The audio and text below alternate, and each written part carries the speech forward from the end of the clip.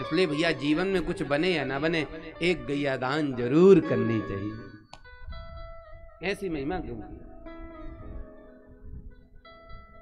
देखो, जब व्यक्ति का अंतिम समय होता है, जब पधारता है, तो वो चाहे जहां जाए, चाहे कर्मों के द्वारा नरक जाए, स्वर्ग जाए, वैकुंठ जाए, रास्ते में एक नदी पड़ती है, जिस नदी का नाम है वैतरणी। सबको पार करनी पड़ती है,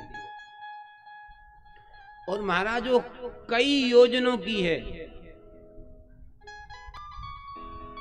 कई योजन लंबी चौड़ी है।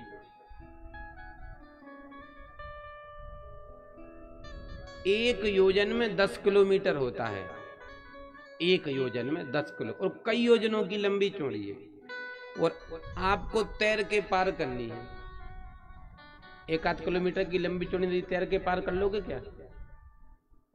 नहीं कर पाओगे। और सुनो, उस वैतरणी नाम की नदी में कोई पानी नहीं बहता है, मल मूत्र ही बहता है। अब जीव जब पार करता है तो तैरते तैरते थक जाता है, तो डूबने लगता, तो मलमूत्र उसके मुख में जाता है। क्या करें?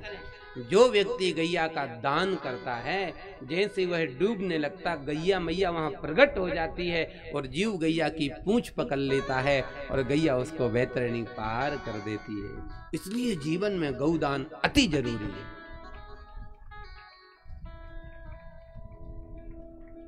इसलिए गौदान जरूरी है। अब एक बात और बता दूं, गौदान करने का अधिकार उसी को है जो व्यक्ति गैया का स्वयं पालन करे। ये शास्त्र का विधान है। आप कहोगे महाराज हम पे जगह नहीं, गैया कैसे पालें? एक काम करो, आप नहीं पाल सकते हो, कहीं किसी गौशाला में जाके एक गैया तो गोद ले सकते हो। हमारे गुरुदेव भगवान कहते हैं, आज जितनी अधिक विपत्ति गैया पे है, इतनी अधिक विपत्ति कहीं नहीं। आज स्थिति क्या हो गई? जो गाय घरों में बंधती थी, घरों की गाय रोडों पे आ गई, और जो कुत्ते रोडों पर घूमते थे, वो कुत्ते घरों में आ गए। कुत्ते घर घर मिल जाएंगे, पर गैया दुर्लभ है। भैया निवेदन करूं, गौ की सेवा करोगे तो इहलोक परलोक दोनों सुधरेगा। इसलिए गौ सेवा करो। महाराज, गौ के दान से में ब्राह्मणों के श्राप के कारण गिरगिट तो नहीं बना, लेकिन जब शरीर को छोड़ के स्वर्ग में गया, गौ दान के कारण सीधे स्वर्ग गया, तो स्वर्ग के राजा इंद्र ने कहा चित्रगुप्त से, लाओ भैया इनका रजिस्टर, देखो इन्होंने अपने जीवन में कितना पाप किया, कितना पुण्य किया। और जैसे ही महाराज रजिस्टर देखा, महाराज इन्होंने इतना पुण्य किया है, इतना पुण्य किया है कि मैंने लिखना बंद कर दिया। क्योंकि भैया गौदान इतना बड़ा पुण्य होता है।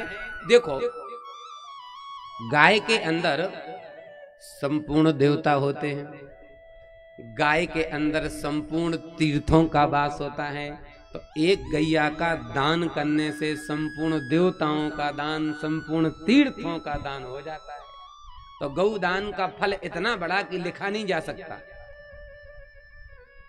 महाराज इतना इसका दान था, मैंने लिखना बंद कर दिया। फिर पाप, बोले एक पाप बना है क्या? बोले ब्राह्मणों का श्राप है कि इसको गिरगिट बनना पड़ेगा। इंद्र ने पूछा, बताओ राजन, पहले पुण्य भोगोगे या पाप? बोले पाप कितना है? बोले इतना सा। पुण्य? बोले इतना बड़ा। कोई सरकार, मैंने सोचा पहले पाप भोग लो, फिर आराम से मौज के साथ पुण्य भोगेंगे, आनंद लेंगे। तो मैंने कहा, अहम पूर्वम अशुभम भुंगते, मैं पहले पापों को भोगूंगा।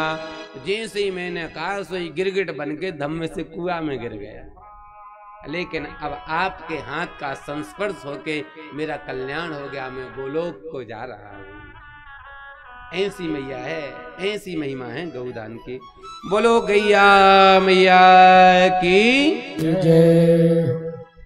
इसके बाद भैया बलराम जी की व्रज यात्रा है। दाऊ जी बोले देख लाला, या बार की गर्मियों की 2 महीने की छुट्टी हम तो वृंदावन में बिताएंगे। क्यों? जिस दिन से हम वृंदावन से आए हैं उस दिन से हम दोबारा नहीं गए। ठाकुर जी बोले ठीक है दाऊ। दोनों भैया ने तैयारी बना ली और जैसे ही जाने लगे सोई भगवान बोले देखो दाऊ जी, अगर दोनों भाई वृंदावन जाएंगे तो यहाँ द्वारका की रक्षा कौन करेगा? एक काम करो दाऊ जी, इस बार आप, अगली बार हम।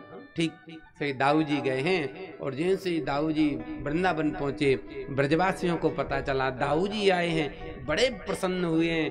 पूरी रात खुशी में नाच गान हुआ, सब थक गए, प्यास लगे आई।